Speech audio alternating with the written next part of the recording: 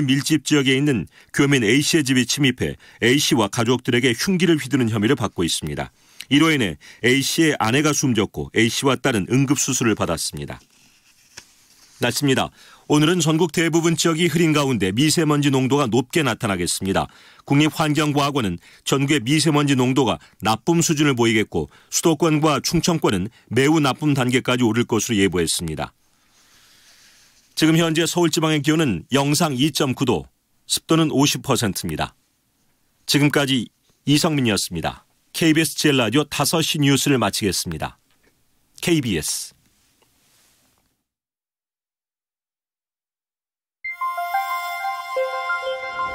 대한민국 중심 채널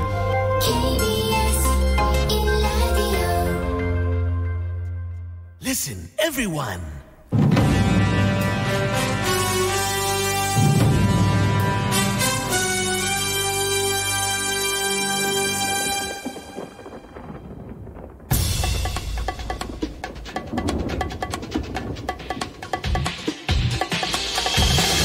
김용민 라이브.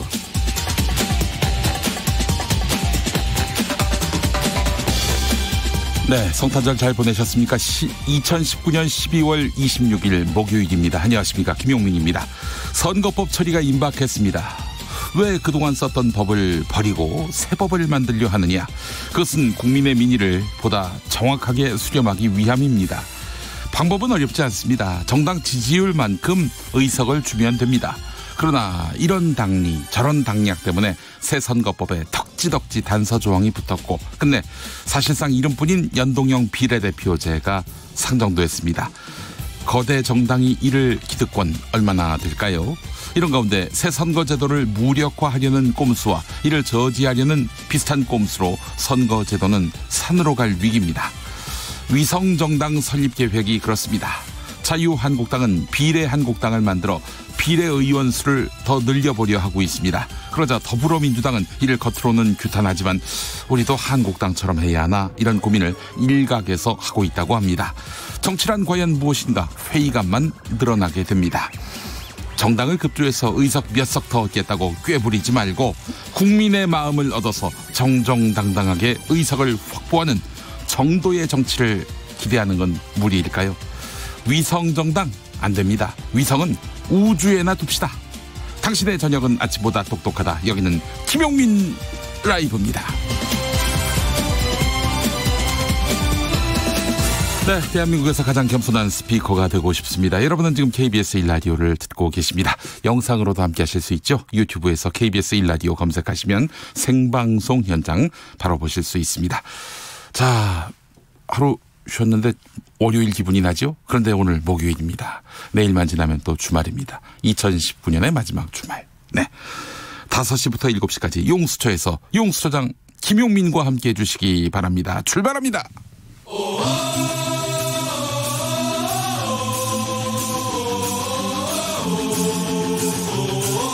김용민 라이브.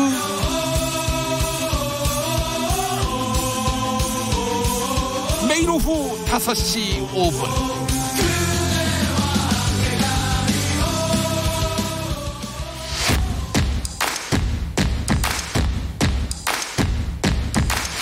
그냥 똑같은 뉴스 브리핑이 아니라 정치 뉴스 피로 해소에 딱 좋은 브리핑. 매일 5시 5분 절대 놓치면 안 되는 뉴스 505. 뉴스 505 함께할 정상근 기자 어서 오세요. 네, 안녕하십니까. 네, 자 크리스마스 잘 보내셨습니까? 네, 잘 보냈습니다. 그래요. 아기가 있잖아요. 네, 아기가 있죠. 2살인가요? 네, 예. 아기가 2살입니다. 네, 선물은? 선물같이 열이 나서요. 네, 병원에 다녀왔습니다. 아유, 그렇군요. 네, 아이고 이제 하필 또 그날에 병원에. 네, 그래도 많이 아프진 않아서요. 네, 다행입니다. 네. 예, 겨울에 각별히 조심하셔야겠어요. 예, 자. 조국 전 법무부 장관에 대한 구속영장 실질심사가 끝났죠. 네. 이 조국 전 법무부 장관은 오늘 오전 10시 30분부터 이 서울 동부지법에 출석해서 구속 전 피의자 신문을 받았습니다. 네. 심사는 점심시간을 넘어서 오후 2시 50여 분까지 한 4시간 넘게 진행이 됐는데요. 이 검찰은 유재수 전 부산시 부시장에 대한 이 민정수석실 특별감찰반의 감찰을 무마한 혐의, 그러니까 직권남용 등으로 구속영장을 청구했고 또 구속사유로 든 혐의에 대한 사실관계가 많지 않아서 이 피의자 신문 그 시간 동안 이 검찰과 변호인 측이 법리 문제로 다툰 것으로 보인다고 언론은 보도를 했습니다. 네. 일단 심사는 끝났고요. 이 조국 전 장관은 동부구치소로 이동해서 대기 중인데요. 법원은 이르면 오늘 밤 늦게 이 구속 여부를 결정할 전망입니다. 네. 한편 영장 실질 심사에 앞서서 이 개인 및 가족 비리와 감찰 무마 의혹으로 검찰 수사를 받아왔던 조국 전 장관은 포토라인에 서서 입장을 직접 밝혔습니다. 네네. 조국 전 장관은 첫 강제 수사 이후 122일째인데 그동안 가족 전체를 대상으로 하는 검찰의 끝이 없는 수사를 견뎠다라면서 검찰의 영장 신청 내용에 동의하지 못한다라고 밝혔습니다. 이어서 법정에서 판사에게 소상히 말하겠다라면서 철저히 법리에 기초한 판단이 있으리라고 희망하고 또 그렇게 믿는다라고 말을 했습니다. 여권 일각에서는 판사의 성향과 출신을 들어서 여러모로 걱정하더라고요. 네. 네. 구속되는 것 아닌가. 네, 뭐 법리대로 판단하겠죠. 네. 보통 이제 구속이 되면은 뭐 구속 상당성이 인정되어 뭐 이런 표현을 쓰는데 네. 좀 법정에서도 이 국민들의 눈높이에 맞게 좀 어떤 사유로 구속을 했고 또 어떤 법리가 적용됐다고 좀 자세히 설명을 해줬으면 좋겠습니다. 네, 중앙지법이 아니라 동부지법이죠. 네네. 네, 동부지법이란 점에서 우리가 뉴스에서 늘 보던 그런 영장 전담 판사가 아니라는 점. 네, 하여튼 그 결과를 한번 지켜보도록 하겠습니다. 네. 문재인 대통령이 국제사회를 향해서 북한의 비핵화 조치에 상응하는 모습을 보여야 한다. 이런 말을 했는데 네. 북한이 이 진정성을 갖고 비핵화를 실천해 나간다면은 국제사회도 여기에 상응하는 모습을 보여줘야 한다. 이런 말이죠. 네, 문재인 대통령이 오늘 이 국제기고 전문 매체인 이 프로젝트 신디게이트라는 매체에 기고를 했습니다. 네. 여기 이제 그 문재인 대통령의 기고문이 실렸는데요. 말씀하신 대로 북한이 진정성을 갖고 비핵화를 실천해 나간다면 국제사회도 이에 상응하는 모습을 보여줘야 한다라는 내용이고, 네. 이 북한이 내건 연말 시한에 접어든 가운데 이 문재인 대통령이 국제사회에 이 대북 제재 완화 검토를 좀 호소하고 나선 것으로 해석이 되고 있습니다. 네네네. 문재인 대통령은 이 한반도의 평화를 위해서는 더 많은 행동이 필요하다라면서 북한과 미국은 서로 상대가 먼저 행동할 것을 요구하고 있지만 다행히 이 북미 간 정상 간의 신뢰가 여전하고 또 대화를 이어가고자 하는 의지도 변하지 않고 있다라고 밝혔습니다. 네. 이어서 이 평화가 아무리 절실하다고 해도 이 한국이 마음대로 속도를 낼 수는 없다라면서 이 북미 간의 실무 협상 그리고 3차 북미 정상회담은 한반도 비핵화와 이 평화 구축을 위한 전체 과정에서 가장 중대한 고비가 될 것이다라고 말을 했고요. 또 그 어느 때보다 이 국제사회의 지지와 공동 행동이 필요하다라고 당부를 했습니다. 문재인 대통령은 앞서서 지난 23일 이 시진핑 중국 국가주석과 베이징 정상회담에서 중국이 러시아와 함께 이 유엔 안전보장이사회에 제출한 이 대북 제재 완화 결의안이 북한의 무력 실험을 멈추게 할 방안이라는 데 공감을 한 바 있습니다. 네. 6월 30일에 문재인 대통령, 트럼프 미국 대통령 그리고 김정은 북한 국무위원장 세 사람이 그 판문점에서 네. 만난 거 말고는 올해 북미 남북 사이에 아무런 진전이 없었습니다. 네, 그렇습니다. 내년에는 좀 진전이 있었으면 하는 그런 바람이 있겠고, 그 많은 전문가들은 3월쯤에는 가시적인 뭔가 북미 타협이 이루어지지 않겠는가, 네. 대화가 이루어지지 않겠는가 이렇게 예측하던데 그 예측이 맞아 떨어졌으면 좋겠다 이런 얘기하면은 나경원 자유한국당 전 원내대표가 싫어하겠죠. 네, 총선 이후에 있으면 괜찮지 않을까. 총선 이후든 네. 이전이든 하여간 네, 뭐 한반도에 좀 평화가 속히 도래했으면 좋겠다. 이게 우리 국민들의 마음이 아니겠나 하는 생각을 해봅니다. 그렇습니다. 더불어민주당이 총선 인재로 최혜영 강동대 교수를 영입했군요. 네, 이 더불어민주당 이해찬 대표는 오늘 오전에 중앙당사 대강당에서 인재 영입 발표 기자회견을 열었습니다. 이 총선을 앞둔 여당의 첫 인재 영입이어서 관심이 쏟아졌는데 이 첫 영입 인사는 바로 최혜영 교수였습니다.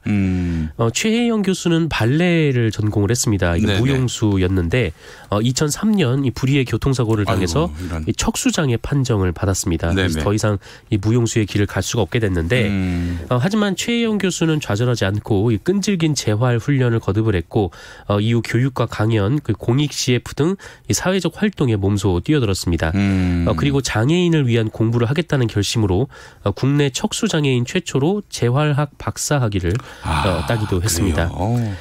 또한 이 최혜영 교수는 지난 2009년 한국장애인식개선교육센터라는 곳을 설립해서 이 장애인 인식 개선 교육에 앞장섰습니다. 직접 국공립기관과 이 대학 등에서 강연을 하기도 했고요.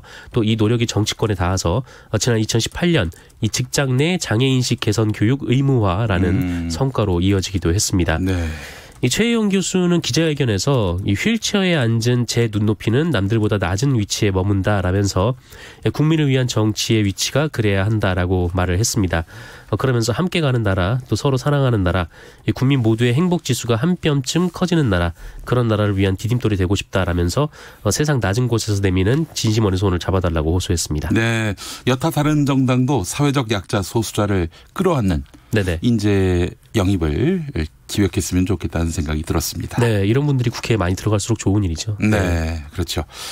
실시간 인기검색어에 닭강정 30인분이 올라있던데 우리 정상근 기자가 주문했습니까? 네. 뭐 제가 먹을 수는 있지만 주문을 하진 않았고요. 네. 크리스마스 이브인 엊그제 밤에 어느 가정집에 시키지도 않은 닭강정 30인분이 배달이 됐는데 누가 장난 전화한 겁니까? 장난 전화인 줄 알았는데 그걸 차원을 좀 넘어선 일이었습니다. 어떤 일인데요? 네, 일단 이 경기도 분당의 한 닭강정 업체 사장님이 직접 배달 주문을 받았는데 이 닭강정 30인분, 이 33만 원어치를 배달받은 집 아들이 시켰고 결제는 현장 가서 하라. 그러니까 그 집에 가서 돈을 받으라. 이렇게 주문이 들어왔다라고 합니다. 네. 그런데 정작 배달을 하니까 그 집에서 닭강정을 시킨 적이 없었다라는 겁니다. 근데 알고 보니까 이 집에 이 고등학교 때부터 20살, 지금 이제 20살이 됐는데 이 아들을 괴롭히는 사람들이 있었다라고 합니다. 오래전부터 괴롭히던 사람들이었는데 이 사람들이 장난 전화를 한 것 같다라는 것이죠. 여러 사람이? 네네. 지금 이제 2명으로 꼽히고 있는데 이 두 사람이 장난 전화를 한 것으로 좀 추정이 되고 있고 이 사람들은 그리고 얼마 전에 이 아들 명의로 휴대전화를 개통해서 300여만 원을 뜯어간 일도 있었다라고 합니다. 갈취를 한 거죠. 그래서 참다 못해서 경찰에 신고하려 하자 이 자신의 집 주소를 알고 있다라는 이 협박용으로 이 닭강정을 주문한 것 같다라는 겁니다. 이야, 이건 정말 치가 떨리네요. 네, 정말 어이가 없는 일인데 이 배달을 받은 여성은 그래도 업체에 피해를 줄 수 없다면서 이 닭강정 값을 전액 결제를 했는데요. 그런데 이 얘기를 듣고 이 분노한 업체 사장이 결제 대금을 취소를 하고요. 이 주문한 사람들을 고소하기로 했습니다. 아이고, 우리 사장님이. 사장님이. 네, 일단 본인이 손해를 감수하고 이 사람들에게 돈을 받아내겠다라고 한 건데 왜냐하면은 이 그 피해자로 추정되는 이 집의 사람들이 굉장히 좀 공포에 젖어 있었다. 라고 하더라고요. 야, 의협심이 아주 투철하신 사장님이시네. 네네. 그래서 이게 지금 장난 주문을 넘어서 이 지속적인 집단 괴롭힘 그리고 갈취 정황이 있는 만큼 경찰은 업무 방해를 넘어서 수사를 확대할 것으로 예상이 되고 있습니다. 이거는 뭐 진짜 이 폭력의 다름 아닌 것이기 때문에 엄정한 수사를 통해서 책임을 물려야 합니다. 맞습니다. 혼나야 됩니다. 혼나야 돼요, 이거는. 자, 경찰이 전광훈 목사에 대해서 구속영장을 신청했군요. 네, 이 서울 종로경찰서는 오늘 이 지난 10월 열린 보수단체 집회에서 불법 행위를 주도한 혐의 등을 받는 이 전광훈 한국기독교총연합회 대표회장 목사에 대해서 구속영장을 신청했습니다. 이 전광훈 목사와 이 단체 관계자 등 3명은 집회 및 시위에 관한 법률 위반 그리고 특수 공무집행 방해 등 혐의가 적용이 됐는데요. 이 전광훈 목사 등은 개천절인 지난 10월 3일 이 문재인 하야 범국민투쟁본부 이른바 범투본을 주축으로 한 이 보수 성향 단체가 이 서울 광화문에서 연 대규모 집회에서 불법 폭력 행위에 개입하고 이를 주도한 혐의를 받고 있습니다. 당시 집회에서는 탈북민 단체 등 일부 참가자들이 청와대 방면으로 행진을 하다가 이를 저지하는 경찰들을 폭행을 해서 네. 무려 40여 명이 현행범으로 체포가 된 바 있습니다. 그랬죠.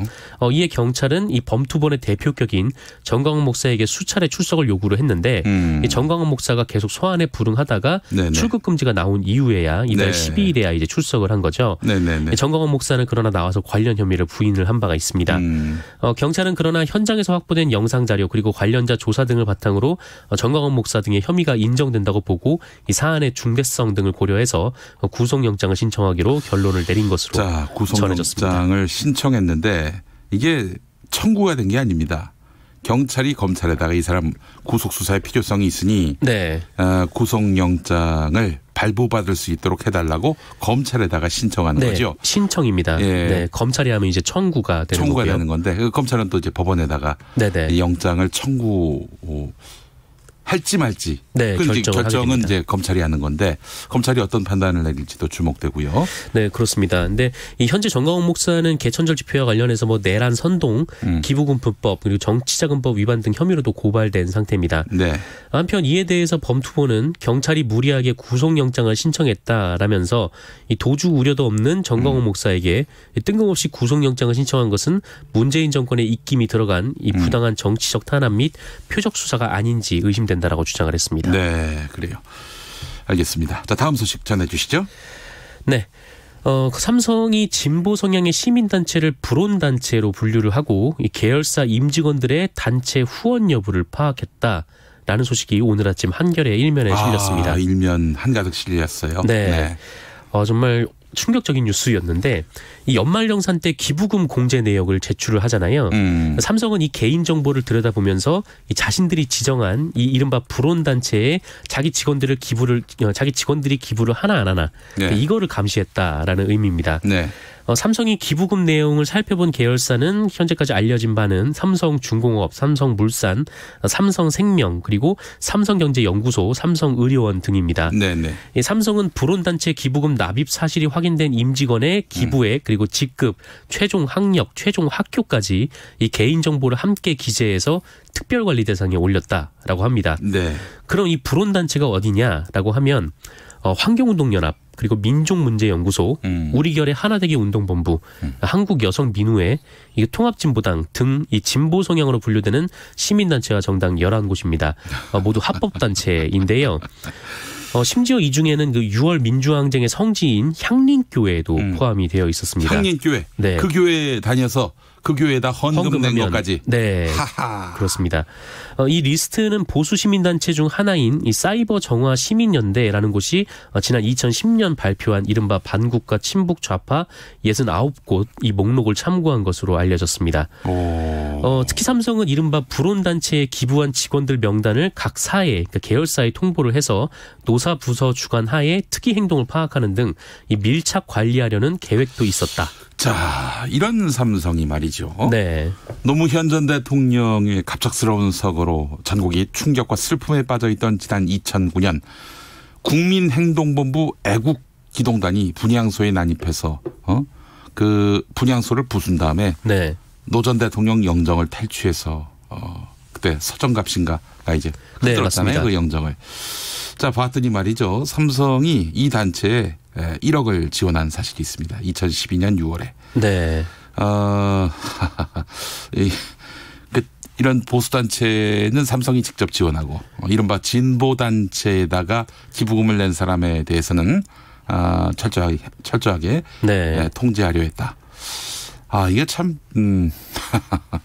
웃음만 나옵니다. 네, 좀 황당한데 어쨌든 한겨레는 일단 이 검찰이 해당 문건대로 직원 관리가 이루어졌는지 여부는 확인하지 못했다라고 덧붙였습니다. 네, 네. 그럼 문건이 이제 나왔다는 거죠? 네, 그렇습니다. 알겠습니다. 최성해 동양대 총장이 사직서를 제출했다는 소식이네요. 네, 이 허위 학력 등으로 교육부로부터 면직 요구를 받은 이 최성해 동양대 총장이 오늘 오전에 동양대 법인 이사장에게 사직서를 냈습니다. 이 최성해 총장이 직접 언론에 밝힌 내용인데요. 그 오마이뉴스와 통화해서 밝힌 내용입니다. 네. 최성해 총장은 오마이뉴스와의 통화에서 법인 이사회에 이사장이 왔길래 이 사직서를 냈다라면서 사직 이유는 일신상의 이유로 썼다라고 밝혔습니다. 일부 언론에서는 이 최성해 총장이 교육부의 징계 요구에 반발해서 이의 제기할 것이다. 라는 관측이 나왔었는데 이에 대해서 최성해 총장은 뭐 지금 보니 뭐 교육부가 뭐 사사건건 간섭하고 뭐 징그럽다 뭐 이렇게 얘기를 하면서도 이의 제기 여부에 대해서는 좀 말을 좀 흐렸습니다. 최성해 총장은 후임 총장 선임과 관련해 이 선임을 하든지 이사회에 넘어갔으니까라고 하면서 내가 뭐 어떻게 하라고는 하지 않는다. 뭐 편한 대로 하시라라고 했다라고 얘기를 했고요. 또 오늘 오전 동양대 법인인 현암학원은 이사회를 열고 이 최성해 총장 사직 이후 대응책에 대해서 논의를 했습니다. 앞서 지난 19일 교육부는 이 최성해 총장의 학사, 석사, 박사 이 3개 학력이 가짜였다라고 공식 발표한 바 있는데요. 이에 따라서 동양대 법인이사회에 이 최성해 총장에 대한 면직을 요구했었습니다. 아니 학력 위조가 가벼운 일입니까? 최성해 씨는 왜 이렇게 당당해요? 글쎄요. 제가 네. 웃음만 나네요. 네, 예. 그렇습니다. 원래 이제 그 박사학위 없이 그 총장을 할 수가 없죠. 아니요, 뭐 박사학위 없어도 총장은 할 수 있는데 이분의 문제는 뭐냐면은 학력을 속였다는 거예요. 네, 그렇습니다. 왜 속여요? 나 참 이해를 할 수가 없네요. 예, 그래놓고 또 아주 당당합니다. 교육부가 자기를 탄압한다 이런 식으로 얘기하고 있는데 아니 학력 위조를 안 하면 될 거 아니에요. 그렇죠. 예. 네. 알겠습니다. 자, 오늘 정상근 기자 말씀 잘 들었습니다. 네, 고맙습니다. 난 누군가라는 닉네임 쓰시는 분. 사무실이 서울 동부지법 근처인데 아침부터 난립니다라고 말씀하셨습니다. 3816번 쓰시는 분은 닭강정 장난 전화 건 사람들. 혹시 부모가 국회의원이나 회장, 검사는 아니겠죠? 이런 말씀하셨습니다. 교통정보센터 다녀오겠습니다. 김한나 씨. 네, 오후 시간이 되면서 교통량도 더 늘었습니다. 거기에 오늘 오전부터 계속된 작업 여파로 더 밀리고 있는데요. 경부고속도로 서울 쪽으로 죽전휴게소 부근에서 서울요금소 1, 2차로에서 시설물 철거 작업을 하고 있습니다. 죄송합니다. 신갈분기점에서 서울요금소 9km 정체고요. 이후로는 달래내 부근에서 반포 사이 8km가 밀리고 있습니다. 반대 부산 방면으로는 서초에서 양재 쪽으로 2차로를 차단하고 고장난 차가 서 있어서 일대로 혼잡합니다. 조심해서 지나셔야겠고요. 서울 외곽고속도로 판교에서 구리 쪽은 강일 부근 3차로에서 3시간째 고장난 화물차를 처리하고 있는데요. 하남분기점부터 강일 나들목 6km 정체됩니다. 평택 시흥고속도로 시흥 쪽은 송산 마도 부근 10km가 길게 밀리고 있고요. 서울 시내는 서부간선도로 양방향으로 정체되는데요. 안양 쪽으로 성산대교에서 금천교까지 가는데 40분 정도 소요됩니다. 안전에 만전을 기하시기 바랍니다. KBS 교통정보센터였습니다. 김용민 라이브 용퀴즈 온더 블럭. 방송 내용 중 일부를 들려드립니다. 잘 들으시고 빈칸에 들어갈 단어를 맞춰주세요. 김용민 라이브를 열심히 들었던 애청자분들이면 기억하실 겁니다. 예. 지난 추석 때 성대모사를 너무나도 멋지게 해주셨던 분입니다. 예, 신용화입니다. 존경하는 KBS 가족 여러분, 제가 해마다 연말이 되면 대한민국 교수 처녀분이 추천하는 사자성어를 제가 꼭 지켜보겠습니다. 올해 사자성어가 나왔습니다. 새가 몸은 하나인데 머리가 2개입니다. 그래서 머리 하나가 질투를 해요, 한 머리를. 그래가지고 이 새 한 마리가 질투한 나머지 옆에 있는 머리에게 독이 든 과일을 먹입니다. 그 과일을 먹으면 어떻게 돼 있어요? 둘 다 죽었습니다. 우리 사회의 아주 명언입니다. 결국은 같이 죽는다. 정답 보내실 곳은요. 문자는 샵 9730, 짧은 문자 50원, 긴 문자 100원, 모바일 앱 콩으로 보내시면 무료입니다.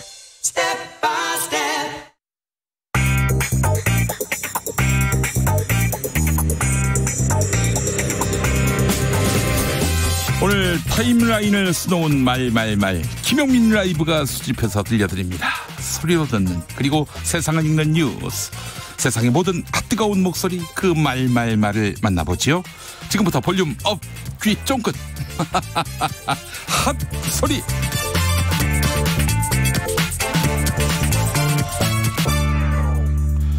조국 전 법무부 장관이 구속 전 피의자 신문, 즉 영장실질심사를 받기 위해서 법원에 출석했습니다. 현재는 영장실질심사를 마치고 서울 동부구치소에서 대기 중인데요. 조국 전 법무부 장관은 유재수 전 부산경제부시장의 감찰을 무마했다, 이런 의혹을 받고 있습니다. 조국 전 장관은 법원에 출석하면서 검찰의 영장 신청 내용에 동의하지 못한다, 철저히 법리에 기초한 판단이 있을 것이라고 희망하며 또 그렇게 믿는다, 이런 입장을 밝혔습니다. 현장으로 가보시겠습니다. 첫 강제 수사 후에 120일째입니다. 그동안 가족 전체를 대상으로 하는 검찰의 끝이 없는 전방위적 수사를 견디고 견뎠습니다. 혹독한 시간이었습니다. 저는 검찰의 영장 신청 내용에 동의하지 못합니다. 오늘 법정에서 판사님께 서상히 말씀드리겠습니다. 철저히 법리에 기초한 판단이 있을 것이라고 희망하며 또 그렇게 믿습니다. 감사합니다. 김용민 라이브. 2019년의 크리스마스, 좋은 추억 많이 만드셨습니까? 여야 의원들은 국회에서 크리스마스를 보냈습니다. 50시간 11분의 필리버스터를 진행하면서 말이죠. 선거법 개정안은 이제 표결만을 남겨두고 있는데요. 이런 가운데 자유한국당이 선거법 통과에 대응 카드로 비례한국당을 꺼내들었습니다. 주호영 자유한국당 의원은 비례한국당을 만들어야 하는 당위성에 대해서 개정된 선거법대로 총선을 치르면 지역구에서 많이 당선된 당에 비례를 찍은 표가 몽땅 사표가 된다, 죽은 표가 된다, 이렇게 주장했습니다.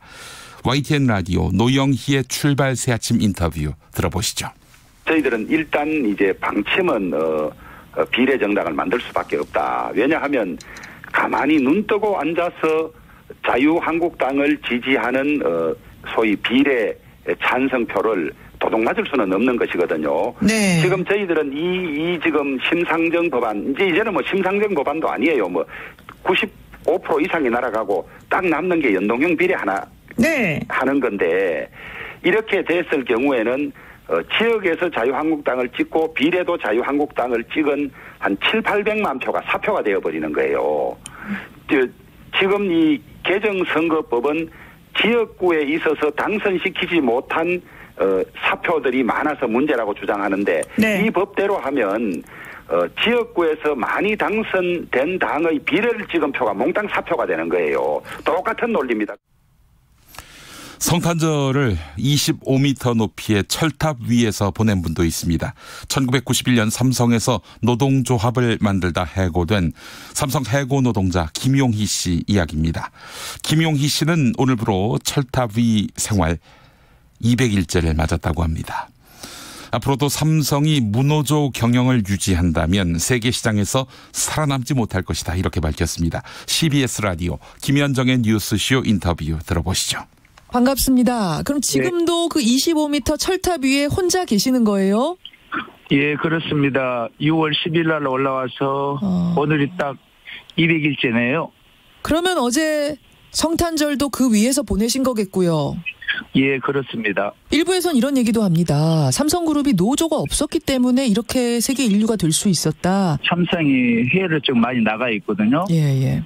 해외 나가서도 모노조 경영의 원칙하에서 지금 벌어지고 있는 노동조합 설립이라든가 그 각 나라에서 탄압하고 방해하고, 뭐 우리나라에서도 마찬가지겠지만 지금 현재 삼성이 모노조 경영을 유지한다면은 세계 시장 속에서도 오히려 살아남지 못한다고 저는 생각합니다. 김용민 라이브. 정부의 12.16 고강도 부동산 대책 발표 이후 딱 열흘이 지났습니다. 금융감독원장을 지낸 김기식 더미래연구소 정책위원장은 이번에 발표한 부동산 대책이 시장에게 준 가장 큰 효과는 정부의 의지를 보여주었다는 것이다. 무엇보다도 강력한 메시지를 시장에 주는데 성공했다, 이렇게 말했습니다. KBS 1라디오 김경래의 최강시사 인터뷰 들어보시죠. 이번에 시장에 준 가장 큰 효과는 개별 제도의 효과, 다시 말해서 예를 들어서 대출 규제라든가 이런 걸 통해서 돈의 흐름을, 금리를 손대지 못하는 조건에서 대출 규제를 통해서 돈의 흐름을 잡고 그다음에 보유세를 높여가지고 혹은 양도소득세 이런 부분들에 있어서 세제 조치를 통해서 소위 투기적인 부동산 보유에 대해서는 이 세금으로 제재하는 이런 수단들이 강력히 동원되는데요. 그런 개별적인 내용보다도 더 중요한 거는 이 정부가 이 의지가 간단치 않구나. 이게 게임 한다고 해서 이게 정부가 어느 순간 이제 그냥 백기 들고 혹은 투항하거나 혹은 양보하거나 후퇴할 생각이 별로 없구나라고 하는 그런 강력한 메시지는 시장에 주는데 성공하지 않았나 해서 그런 점에서 평가합니다. 국토교통부 박선호 제1차관은 이번 부동산 대책 발표 이후 주택시장이 안정적인 방향으로 갈 것이다 이렇게 평가했습니다. 그러면서 속단하기는 어렵지만 잠정적인 통계치로는 부동산 상승폭이 절반 수준으로 둔화될 것 같다 이렇게 예측했습니다. TBS 라디오 김어준의 뉴스공장 인터뷰 들어보시죠. 부동산 대책이라는 게 발표하고 실제 본격적인 효과가 나타나기에는 시간이 상당히 걸립니다. 그래서 속단하기는 어렵지만은 저희가 잠정적으로 통계치를 뽑아 보니까 대책 발표 이전보다는 상승폭이 한 절반 정도 수준으로 둔화가 될 것 같습니다. 또 언론 보도에 많이 나오고 있는데요. 더 이상 집값이 크게 오르지 않을 거다라는 심리가 좀 확산되면서 가격을 낮춘 매물 같은 것들도 많이 나타나고 있는 것으로 보여지고 있습니다. 이제 실거주 목적이 아닌 어떤 전세금을 끼고 또 대출을 많이 받아서 사는 이른바 갭 투자 가 좀 줄어들 수밖에 없게 됐고요. 또 여러 채의 집을 갖고 계신 분들의 보유세 부담이 굉장히 늘어나기 때문에 매물이 좀 나올 거다. 뮤지컬 영화 애니의 주제가죠. 투마로우 듣고 오겠습니다. Bet your bottom dollar that tomorrow there'll be sun. Just thinking about tomorrow clears away the cobwebs and the sorrow till there's none. When I'm stuck with a day that's gray and lonely, I just stick on my chin and grin and say, oh, the sun will come out tomorrow, so you gotta hang on till tomorrow. Come what may, tomorrow, tomorrow, I'll love you tomorrow. You're always a day away.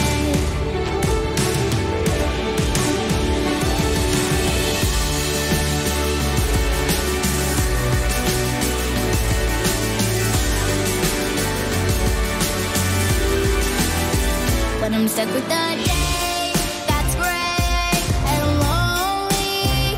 I just stick out my chin and grin and say,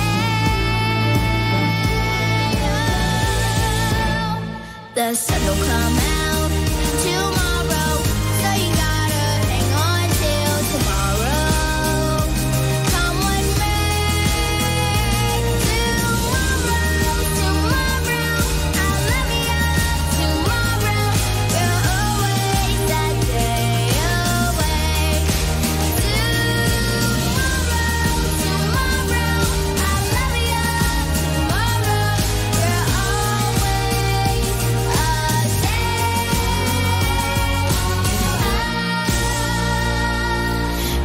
You're always a day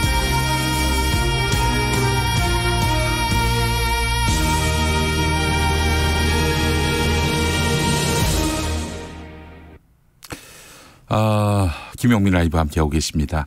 여유당님, 애니는 윤종신이 부른 거 아닌가? 예, 재미있는 문자였습니다. 1967번 쓰시는 분, 삼성이 진보단체에 기부한 직원을 관리하다니 놀랍네요. 진보는 삼성 제품 불매운동이라도 해야 합니까? 라고 하셨고요. K75445465 이 계정 쓰시는 분, 삼성이 극우회사입니까? 라고 하셨고요. 9291번 쓰시는 분은 세상이 점점 너무 진보냐 보수냐로 나뉘어지면서 서로 악감정만 남는 게 아닌가 싶어 걱정입니다. 네, 이 문제의 해법을 제가 제시하겠습니다. 이런 짓 안 하면 됩니다. 누가 어디다 기부하건 왜 그 신경 씁니까? 그런 짓 안 하면 됩니다. 안 그렇습니까? 네. 자, 속 인터뷰로 가볼까요?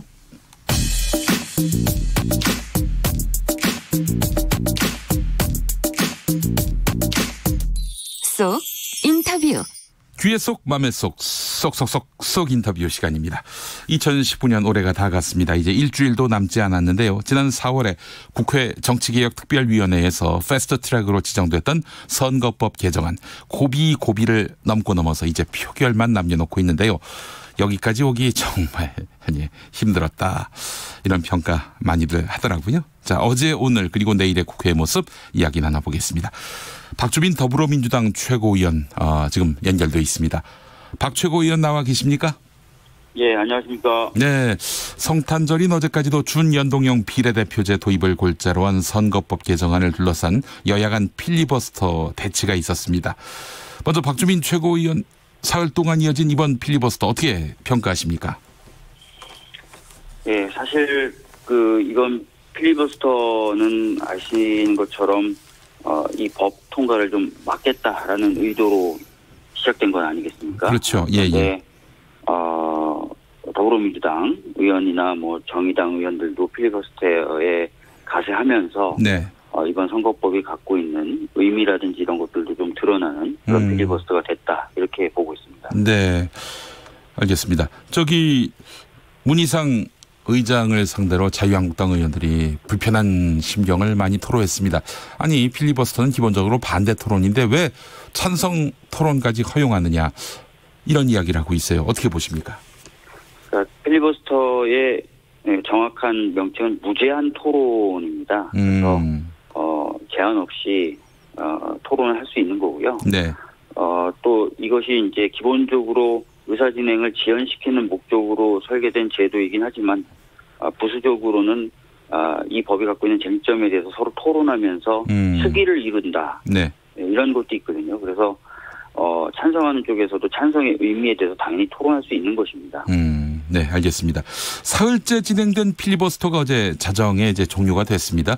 오늘 당장 선거법 개정안 국회 본회의에서 처리될 걸로 관측이 됐는데 연기가 됐어요. 언제쯤 이 본회의가 열릴 것 같습니까?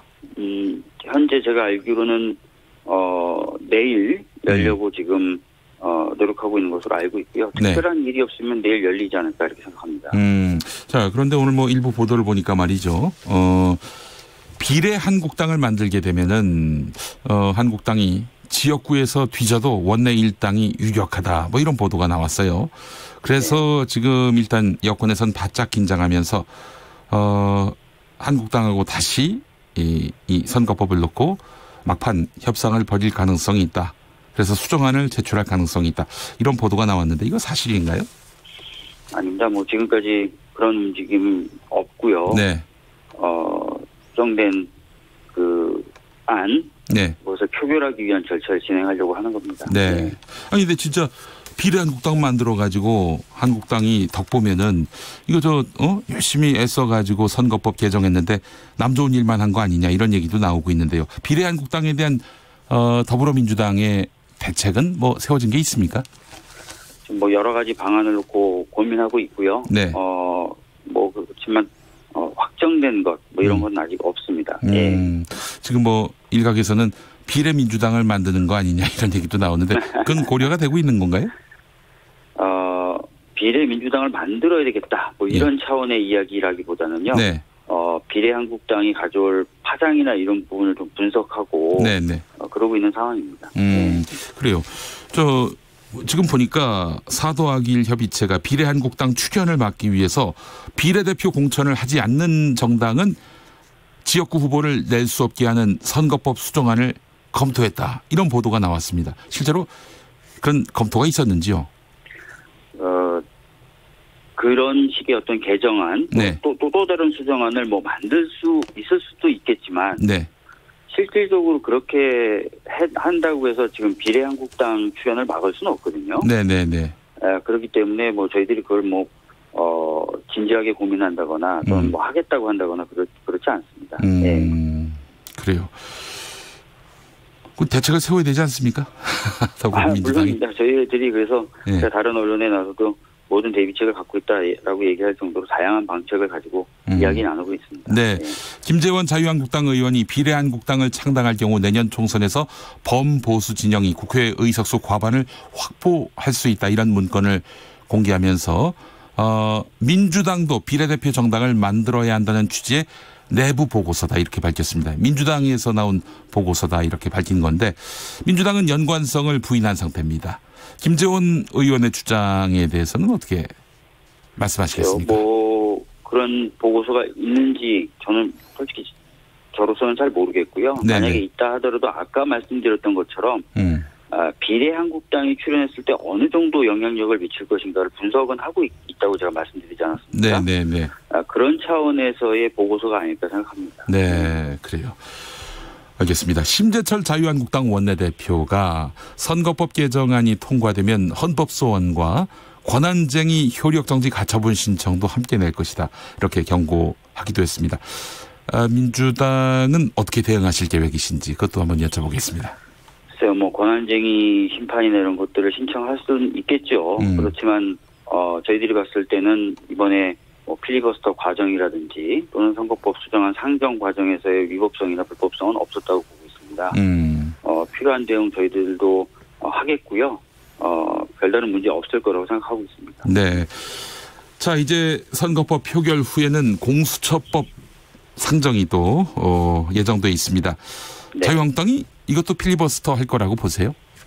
당연합니다. 지금 그 자유한국당 농성장 텐트라든지 또는 로텐돌에 설치한 농성 관련 선전 그 대가 있거든요. 거기 보면은 선거법과 함께 이 공수처법을 반드시 막겠다 이런 문구가 다 들어가 있습니다. 그래서 당연히 공수처법에 대해서도 필리버스터를 하리라 이렇게 보고 있습니다. 네, 그래요.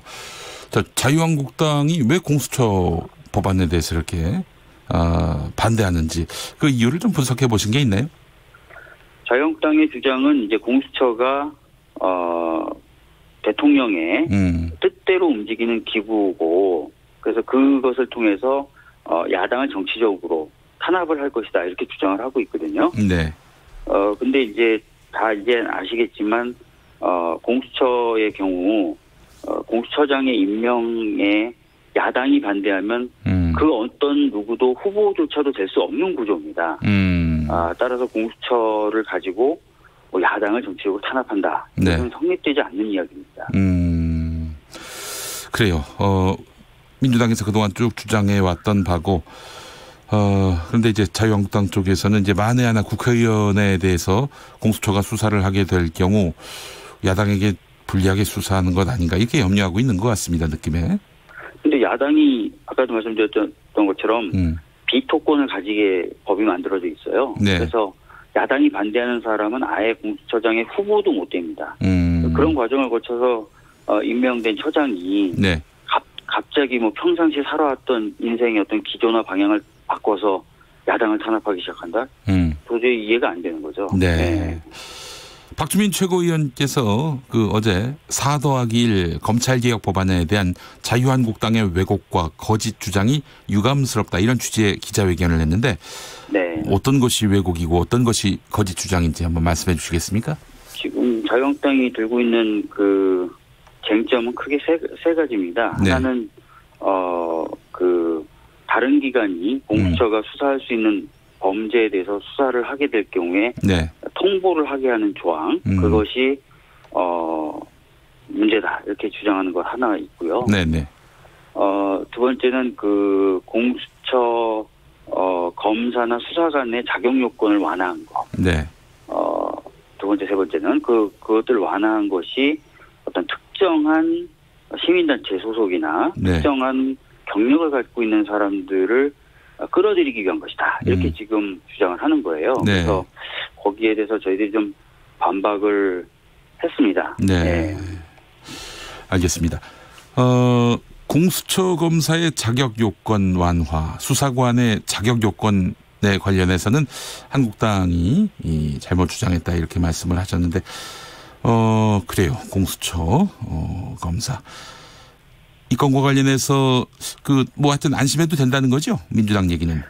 예, 사실 자유한국당이 특히 이제 구체적 예로 들었던 게 이제 세월호 참사 특별조사위원회에 참여했던 사람을 공수처 수사관 또는 공수처 검사로 하려고 하는 것 아니냐 이렇게 네. 지금 주장을 하고 있는데요. 네. 공수처 검사로 네. 하려고 하는 것 아니냐 이렇게 얘기하고 있는데 조사의 경력도 사실 공수처가 그 범위를 정할 수 있고요.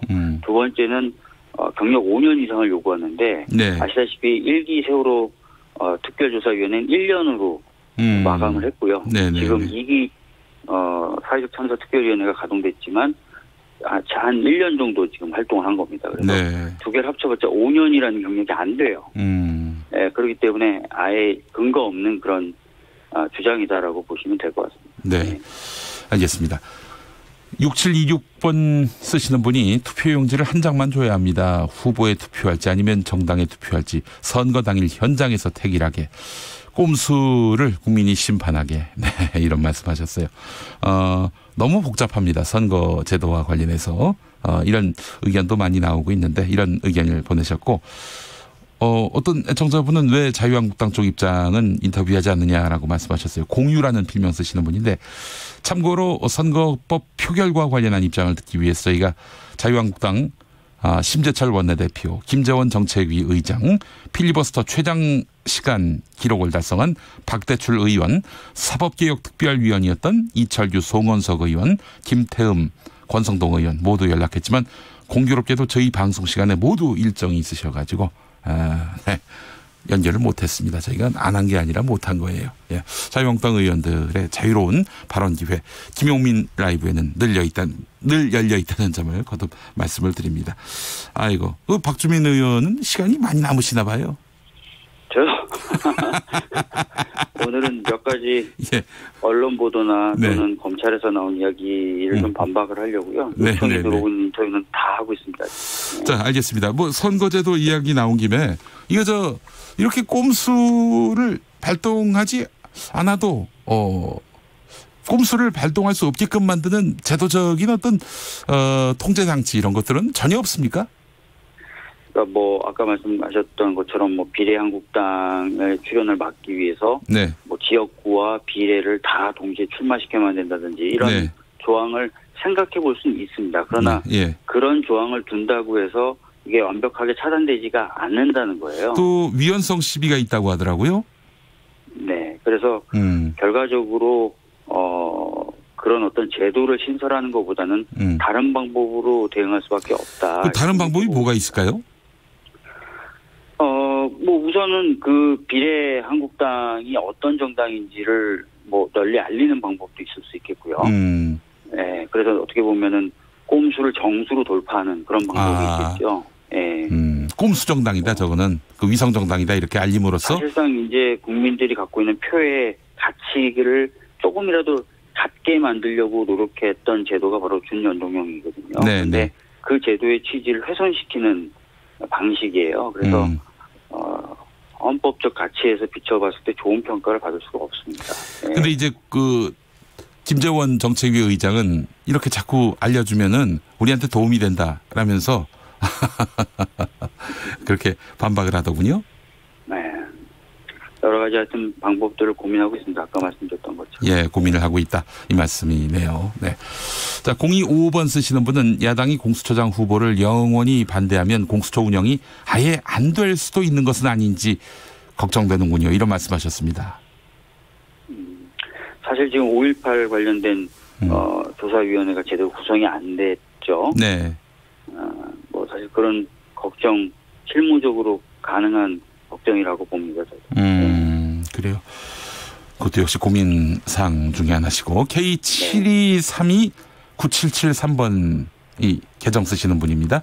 투표용지가 복잡하면 복잡할수록 국민에게 좋은 것입니다. 정치 참여의 폭을 이렇게라도 넓혀줘야지요. 이 나라 국민은 4년에 한번 투표하면서 그 뒤로는 구경만 하는 관객민주주의 아닙니까? 라는 말씀하셨고요.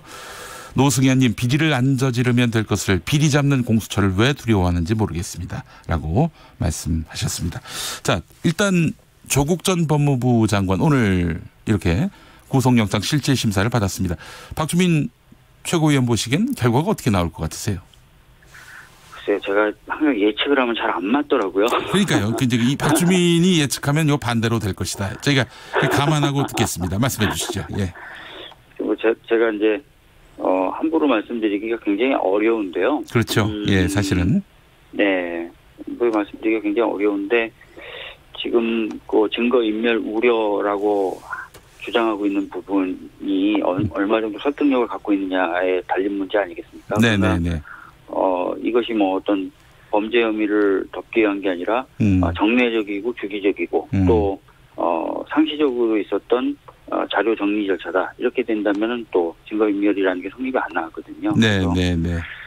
그런 양쪽 주장 중에 어느 쪽을 편드느냐, 어느 쪽 주장을 좀 더 합리적으로 받아들이느냐 그런 문제인 것 같습니다. 네, 그래요. 저는 근데 안 될 것 같아요. 아, 영장이 기각될 것 같다? 네. 왜냐면은 그 어떤 고의로 증거를 인멸했다기보다는 정기적인 자료 정리 과정으로 보는 게 더 맞지 않을까 싶어서요. 네. 알겠습니다. 내일 선거법 표결 예정이고요. 공수처법은 또 필리버스터까지 감안하면은 12월 30일 표결 예정으로 알려져 있는데 올해 안에 그 패스트트랙 개혁 법안들 처리가 마무리되겠습니까? 내년까지 이어질 수밖에 없겠죠? 조금 넘어갈 것 같은데요. 내년까지로. 네. 그러면은 이제 검경 수사권 조정안까지 말이죠. 네. 예, 그게 아마 내년쯤에 통과될 것이다. 유치원 3법도 있습니다. 유치원 3법. 예. 알겠습니다. 이와 관련한 4더하기 1 협의체의 어떤 그 대오는 흔들리지 않고 있는 상황입니까? 네, 지금까지는 문제 없는 것으로 보여지고요. 네. 특히 뭐 공수처법이나 또는 검경수사권 조정 관련된 양법 모두 다 현재까지는 뭐 괜찮은 것 같습니다. 네. 알겠습니다. 자, 인터뷰를 정리를 해야 될 것 같은데 이거 하나만 좀 확인하겠습니다. 그러니까 비례민주당은 검토하지 않고 있다.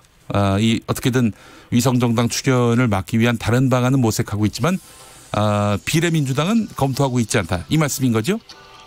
뭐 현재까지 그렇습니다. 현재까지? 네. 이건 단서가 달리네요. 예. 알겠습니다. 박주민 최고위원 오늘 말씀 잘 들었습니다. 네. 자, 김용민 라이브 1부 마무리하겠습니다. 6시 5분 그때 돌아오도록 하지요.